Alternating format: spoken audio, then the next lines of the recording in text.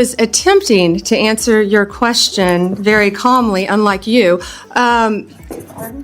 Excuse me, Madam Attorney General. Answer yes or no. Tell me what the numbers are. I don't want to hear all of your filibuster about this. Go ahead. Please, tell us the numbers. So we are reorganizing. ATF agents want to be out on the street.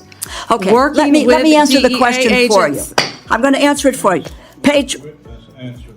Mr. Chairman, you give me a certain amount of time, and I have a high respect for you, but I don't have to listen, nor do my colleagues have to listen to a filibuster when it's a simple question. But I have an answer to your question. It's page 146 of the department's fiscal year 2026 budget, and the performance summary explicitly says, and let me quote, ATF will eliminate 541 industry operation investigators, reducing ATF's capacity to regulate the firearms and explosive industries by approximately 40% in fiscal year 2026.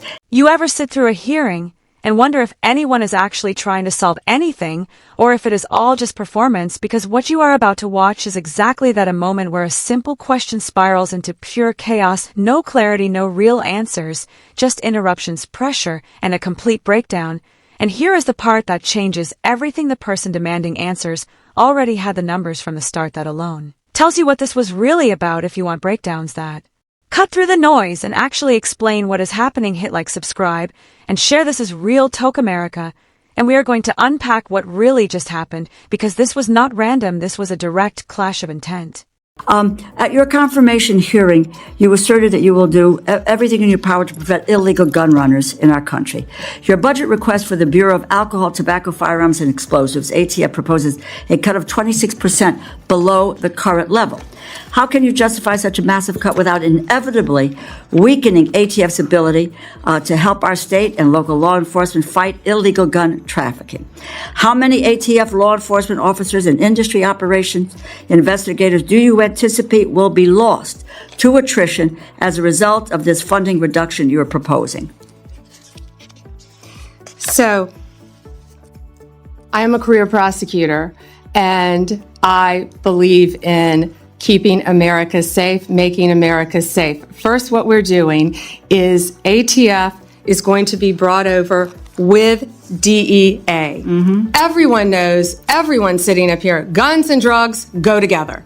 They go together. We're going to make it more efficient. What I will tell you will not be happening is ATF agents will not be knocking on the doors of legal gun owners in the middle of the night asking them about their guns. They're going to be out on the streets. If I can finish, they're going to be out on the streets. I have three minutes. You asked me a question. I did. And you asked me a question. And you haven't answered my question. So they're going to be out on the streets working hand in hand with DEA to violate. Mr. Chairman, I'd like an answer to my question.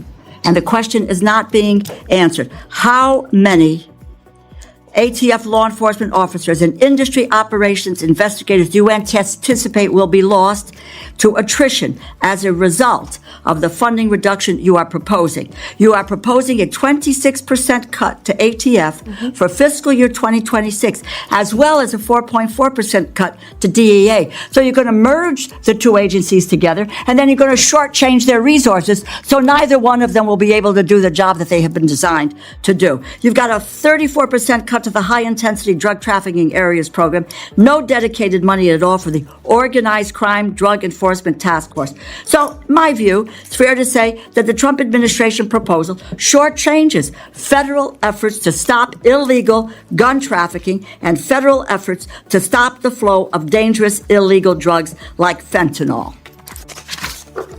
As I was attempting to answer your question very calmly, unlike you, Excuse me, Madam Attorney General. Answer yes or no. Tell me what the numbers are. I don't want to hear all of your filibuster about this. Go ahead. Please, tell us the numbers. So we are reorganizing. ATF agents want to be out on the street. Okay, let me answer the question for you. I'm going to answer it for you. Page Mr. Chairman, you give me a certain amount of time, and I have a high respect for you, but I don't have to listen, nor do my colleagues have to listen to a filibuster when it's a simple question. But I have an answer to your question. It's page 146 of the department's fiscal year 2026 budget, and the performance summary explicitly says, and let me quote, ATF will eliminate 541 industry operation investigators, reducing ATF's capacity to regulate the firearms and explosive industries by approximately 40% in fiscal year 2026.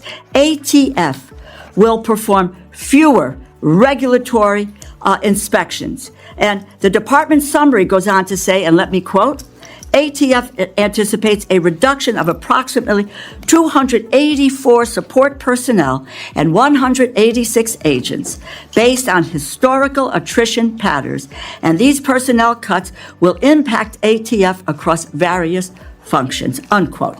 If the capacity to regulate firearms industry is reduced by 40%, if you are losing 186 ATF law enforcement agents on top of that, it is clear the direction you are headed with this budget, and that's what it is, isn't it? The proposal will weaken our ability to stop gun trafficking, and it will greatly reduce ATF support for state and local law enforcement that helps them prevent and solve violent crimes.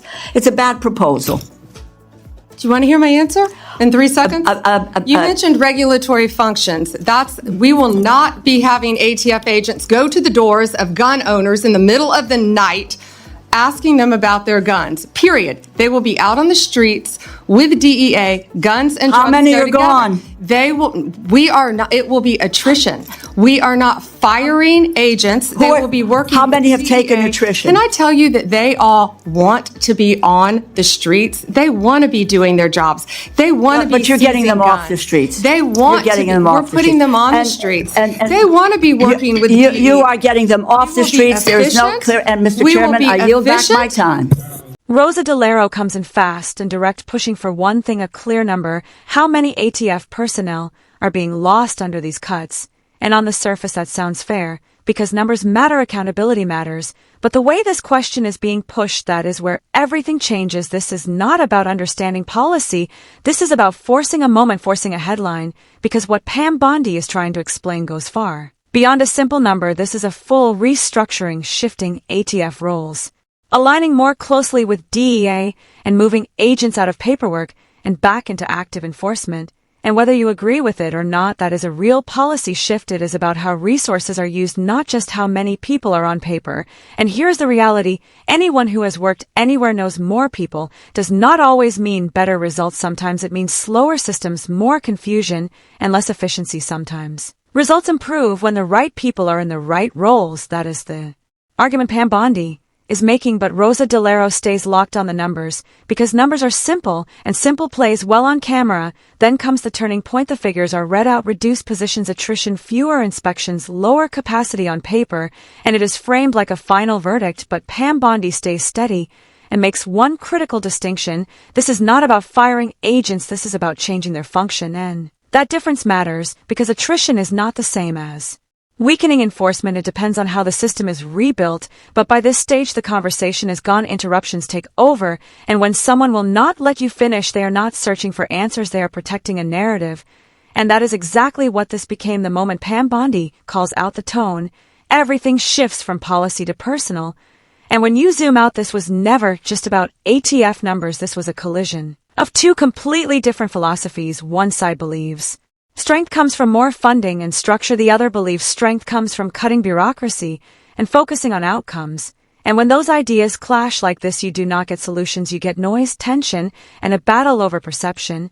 And in the end, the real question is not who sounded stronger, it is who actually communicated clearly. Because if people are still arguing about what was said, then something clearly got lost. This is real. Toke America for more sharp and honest breakdowns.